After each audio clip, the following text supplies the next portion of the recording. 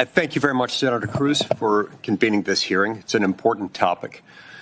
Well, about a half a century ago, President Nixon resigned. He did so under pressure on the basis of public outrage that stemmed from a break-in at DNC headquarters. It was an act of lawfare, you might say, or maybe better said, political espionage.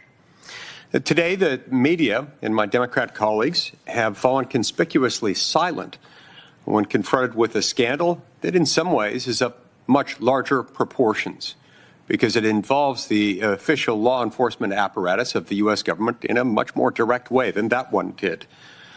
President Biden's systematic weaponization of the Department of Justice and federal law enforcement against his political opponents is a development of staggering proportions. And by development, I mean scandal.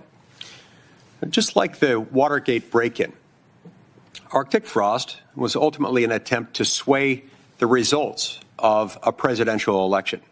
But this comparison may even be unfair to President Nixon, who never attempted to quash dissent by putting the opposition candidate in prison for trumped-up charges. Now, thankfully, the Biden administration failed in that misguided effort.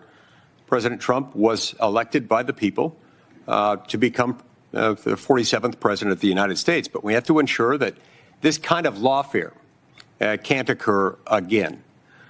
Mr. Chamberlain, I'd like to start with you. Your testimony focuses, among other things, on an FBI recording of a 2023 phone call between Susie Wiles, who was at the time managing President Trump's presidential campaign, and her lawyer. Now, according to the FBI, the lawyer was aware of the recording, but isn't it true that the lawyer denied that he had ever consented to that arrangement? That's true. That was widely reported. And if, in fact, the lawyer did not consent, your testimony today is that this would have been and was an illegal wiretap by the FBI in the absence of her lawyer's consent with the FBI. That's correct. And the FBI designated this as a prohibited file to prevent anyone from finding out about it. That seems to be correct, yes. Okay, so they did something they weren't supposed to do, then they designated it as a prohibited file to cover it up. Now, in general, should the president be able to direct the FBI to spy on the campaign of his political opponent? Absolutely not.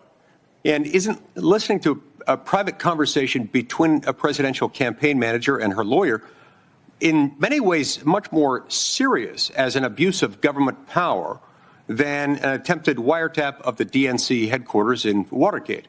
Correct, because there's two interests being invaded. First, it's just the wiretap generally, but then it's doubly invasive because it's supposed to be a privileged conversation. A privileged conversation, which, regardless of who's involved in it, is supposed to be privileged. And that takes on additional flavor and additional degrees of seriousness when that person happens to be a client represented by a lawyer who happens to be managing the presidential campaign of the then incumbent president's lead and exclusive challenger, effectively.